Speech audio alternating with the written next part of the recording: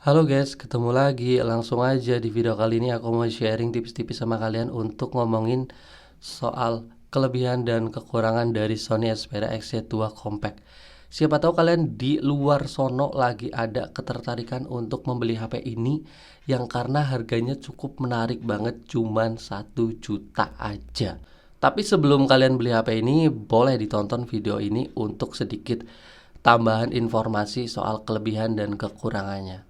Oke, pertama ngomongin dulu dari segi kelebihan. Kelebihan dari Sony Xperia XZ2 Compact adalah dari segi ukuran jelas, karena ini HP tuh enak banget dipegang satu tangan, mungil banget. HP-nya itu compact, kecil, dan ini ukurannya juga cuman 5 inch aja layarnya, otomatis jari kita itu kayak enak banget dipegang satu tangan nih buat multitasking gitu kan. Terus untuk beratnya juga di 168 gram. Jadi HP ini tuh enteng, termasuknya enteng karena rata-rata HP zaman sekarang itu di 200 gram. Ya jelas HP ini enak dibawa kemana-mana, berasa simple.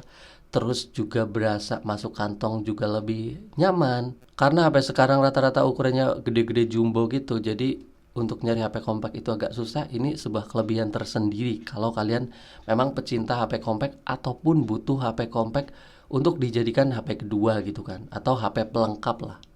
Terus selanjutnya kelebihan yang kedua di HP ini adalah dari segi layarnya.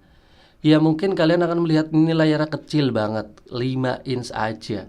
Tapi untuk resolusinya ternyata lumayan oke, di 1080 pixel Full HD. Terus kerapatannya juga di 483 ppi, Corning Gorilla Glass 5. Jadi layarnya ini oke banget meskipun belum OLED, masih IPS LCD. Tapi untuk kualitas dengan spek seperti itu, untuk layar sekecil ini bagus banget guys. Kalian bisa melihat sendiri untuk kualitas warnanya gitu, kayak oke, brightness di luar ruangan juga termasuk terang, dan ya view angle juga bagus. Kalau kita lihat dari agak serong gitu, ini udah khas layar-layar HP yang cukup mahal gitu. Beda layar HP murah, kalau kita serongin dikit udah ada sedikit ngeredup-ngeredup gitu. Jadi dari segi layar ini masih nyaman banget guys buat untuk kebutuhan nonton-nonton ataupun sosial media gitu. Oke guys, selanjutnya kelebihan yang ketiga di HP ini adalah dari segi kameranya. Dimana kalau kita nyari HP 1 juta, HP baru, udah pasti kameranya tuh susah banget dapetin HP yang kameranya bener. Tapi mungkin kalian agak ngira ini kameranya cuma satu biji, kayak kurang keren gitu kan. Dimana HP sekarang rata-rata kameranya udah diperbanyak gitu kan. Tapi di HP ini untuk kualitasnya masih oke guys. 19 megapikselnya untuk kebutuhan foto-foto itu kayak di pencahayaan yang cukup masih oke. Terus untuk perekaman videonya juga kayak ini bagus banget karena sudah ada fitur stabilisasinya. Dan tanpa banyak basa-basi, untuk hasil kameranya kalian bisa nilai aja berikut ini. Losing time, I'm fading fast. I just wanna make it last. Try to let go of the past. I close my eyes, embrace the blast. Sleepless nights and headaches stack. Restlessness to hell and back. What's my purpose? What do I grab? A slippery surface, a heart attack. And sometimes you just gotta believe there's something that'll give you relief.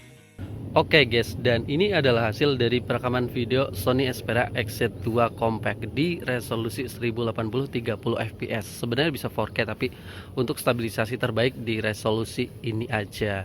Dan kalian juga bisa melihat untuk kualitas stabilisasinya ini benar-benar, jadi gambarnya nggak guncang-guncang kayak gempa. Di sini udah kayak pakai stabilizer gitu kan. Terus untuk dari segi warnanya juga masih kelihatan natural, oke. Cuman ini agak sedikit karakter Sony-nya itu muncul ya, kayak bikin gambar itu agak sedikit gelap daripada aslinya. Tapi ini bisa diterangin sih, di settingan juga ada. Terus untuk kualitas dynamic range juga lumayan oke, antara langit dan bagian paling gelapnya, terang gelapnya itu oke. Perpindahannya halus, fokusnya juga ya udahlah ya, fokusnya kenceng tuh. Tuh set. Wah gila, halus, nggak cedat-cedut. Dan ya kayak ginilah untuk hasil perekaman video. Di sini udah mulai sore hari, jadi wajar mungkin kalau gambarnya nggak terang-terang banget gitu kan. Oke, selanjutnya kelebihan yang keempat di HP ini adalah dari segi performa. Ya jelas ini kan HP seri mantan flagship compact di 2018 dari Sony Xperia. Ini HP udah pakai chipset Snapdragon 845 di 10 nanometer. Dan kalau kita lihat ini untuk performanya masih enak banget buat zaman sekarang, guys. Karena chipset ini tuh chipset yang dipakai oleh HP-HP flagship juga di brand-brand lain di tahun yang sama, kayak Google Pixel 3 series, terus dari Samsung ada Samsung Galaxy S9 gitu kan pakai chipset Snapdragon 845. Kalau di Sony ada juga XZ2, XZ3 juga bahkan pakai chipset yang dipakai di XZ2 Compact ini. Jadi jelas ini dari segi performa masih enak banget buat kebutuhan multitasking, buat untuk kebutuhan sosmed, main game. Tapi mungkin main game agak kurang enak di HP ini karena layarnya kecil gitu kan. Oke guys, selanjutnya kelebihan yang kelima ini kayak buat tambahan aja pelengkap secara cepet aja. HP ini sudah stereo speaker. Speakernya udah ada dua di bagian atas, di bagian bawah. Jadi ini sebuah kelebihan dan untuk kualitasnya juga yang aku rasain ini bagus. Terus kayak peletakannya juga menghadap ke depan, jadi enak banget buat nonton, buat kebutuhan apa aja. Suaranya itu datang dari arah sini kayak menghadap langsung ke kitanya. Terus kelebihan yang tambahan juga ini sudah punya NFC ya. Nah, ini penting banget buat kalian yang mau beli HP 1 juta tapi butuh NFC, ya udah ini aja ada NFC-nya. Oke guys, tapi sebelum kalian beli, kalian harus cukup tahu dulu untuk beberapa kekurangan berikut ini. Karena kekurangannya juga cukup kerasa. Pertama, di XZ2 Compact ini adalah HP-nya cukup boros.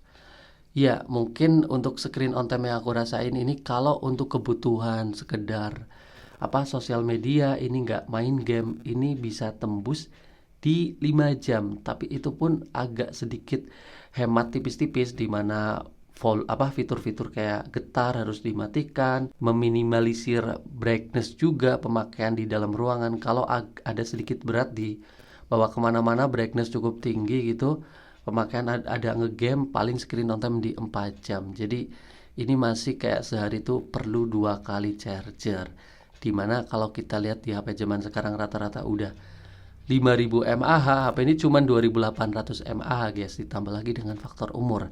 Jadi ya dari segi baterai ini nggak awet, itu aja sih. Oke guys, selanjutnya kekurangan yang kedua di HP ini adalah dari segi layar yang kecil. Ya meskipun kalian yang mampir di video kali ini mungkin pecinta HP compact yang nyari HP dengan ukuran kecil, otomatis udah terbiasa dengan layar kecil. Tapi untuk beberapa orang yang mau kayak coba deh diperhatikan dulu untuk layar sekecil ini 5 inch.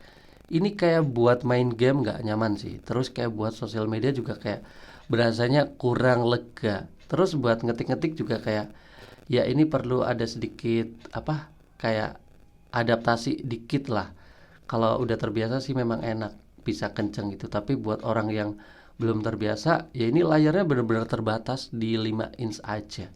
Bisa cari opsi yang lain tuh kayak di XZ2 kalau kalian mau cari layar yang lebih gede dengan harga yang beda tipis. Jadi ini cukup perlu banget diperhatikan. Kalau kalian nggak terbiasa layar sekecil ini, kalian pilih yang lebih gede, ada XZ2 dengan harga yang bedanya cukup tipis.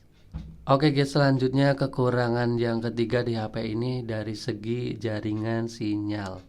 Ya kita semua mungkin udah pada tahu lah kalau HP beginian itu emailnya nggak kedaftar. Tapi memang kalau kita lihat HP-HP beginian yang aku dapetin tuh kayak rata-rata emailnya nggak kedaftar, ataupun kalian juga sama. Tapi kayak jaringan sinyal itu kayak muncul-muncul aja. Ini nih kalian bisa melihat untuk punya aku ini jaringan juga 4G plus lancar. Tapi nggak tahu kenapa untuk unit yang aku dapetin ini emailnya itu terdaftar guys di situs cek email gitu di Kemenprint. Tapi nggak semuanya ya, maksudnya kayak rata-rata yang aku dapetin tuh HP beginian tuh emailnya nggak kedaftar guys. Punya kalian terdaftar atau tidak, ya kalian bisa cek di situs Kemenprint gini. Tapi memang kalau buat dipakai jangka panjang ya itu resikonya. Bisa jadi sewaktu-waktu itu kayak kena begal jaringan, jadi HP-nya nggak bisa pakai sinyal internet gitu, auto wifi only. Itu sebuah konsekuensi sih kalau kita beli HP beginian. Ya itu tuh resikonya, itu tuh kekurangannya gitu. Siap-siap apakah jaringannya itu tetap aman atau gimana gitu.